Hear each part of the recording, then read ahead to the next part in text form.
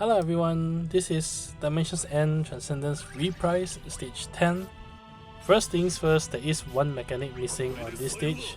In the original fight in the Transcendence series, this stage had a mechanic where the bosses gain 7% force gauge each time you take an action, and the whole mechanic is designed to sort of force you to deal with their force attack.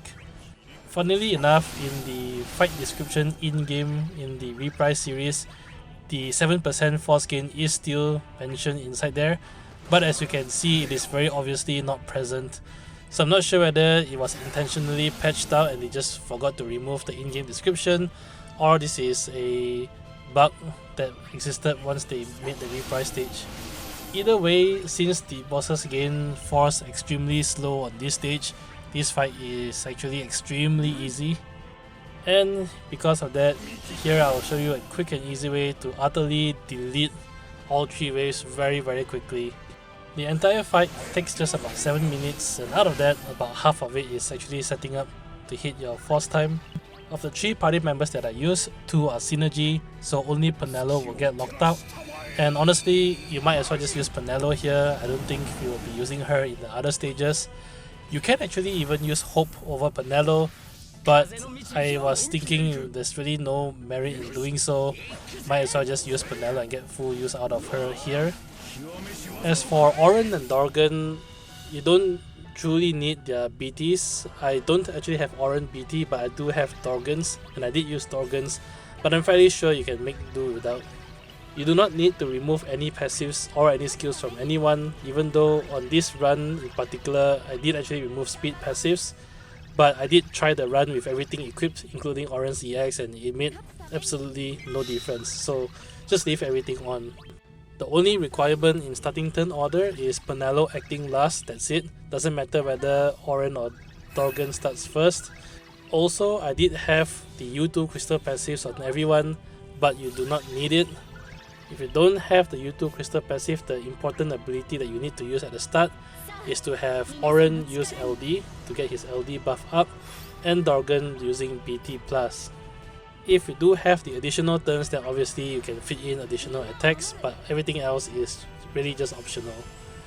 Finally, coming to Penelo's turn, just immediately have her start spinning to 100% force gauge, use Lunar Freya LD call, and because Penelo is holding Lunar Freya, she needs to be in party slot number 3, that is extremely important. Once you have Lunar Freya set up, use LD to get her overhead up, and then go into force time with Penelo.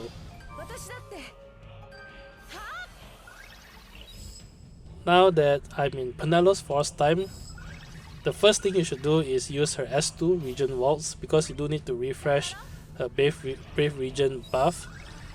And here you are spamming S1 and S2 all the way until you hit 900% force gauge. You will be ticking down your force time turns, but trust me when I say this, you do not need a lot of your force time. We want a high force bonus percentage because we will be essentially cheesing wave 2 with this party. This is why I mentioned at the start of the video that essentially half the run is setting up, because a lot of it is just Penelo twirling around. Alright, I'm at 891%, which is more or less close enough. So just end Penelo's turn using her BT+, and because you are at 900% force gauge, Penelo's BT+ will delete the bosses here.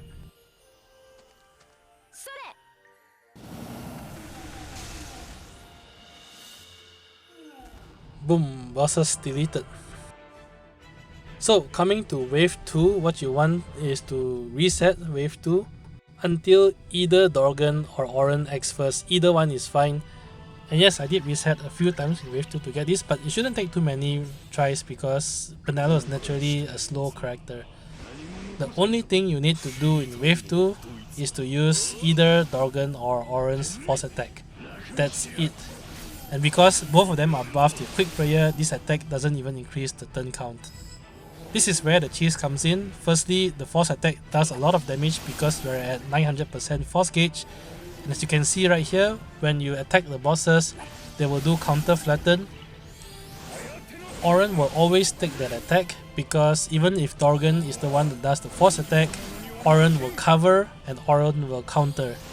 When Auron counters, his counter will break the enemies and that triggers Dorgann's Image Slash Plus again, and boom, bosses deleted. Finally, you have Wave 3, which is just a single hit, and here it doesn't matter who starts first. The boss starts with a 100,000 Brave Shield. All you need to do is pop Summon, and there goes the shield. During Summon mode, you are at 999%, so just use the rest of your echoes and the boss is dead. Penelo of course doesn't have an echo, so when Penelo gets a turn, just have her use Fatal Dance. But at this point you still have 1 echoes with either Dorgann or Auron, whichever one that you've used in Wave 2, and the other remaining character has 2 echoes remaining, which is way more than enough to kill off the boss.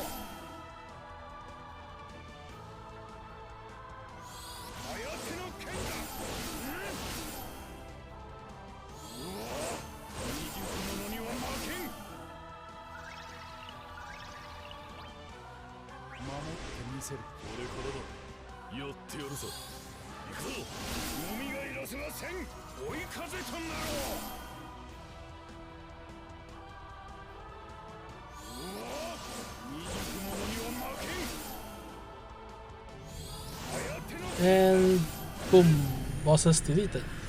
You have quite a bit of leeway because here I still have 2 more turns of force time remaining, so it should be way more than enough to kill the boss, and I think it should work even if you have, say for example, no Dorgann BT and maybe even lesser build ultimate weapons. As always, if you enjoyed the content, do leave a like, comment and subscribe. Till then, I'll see you guys in the next Reprise stage. Bye!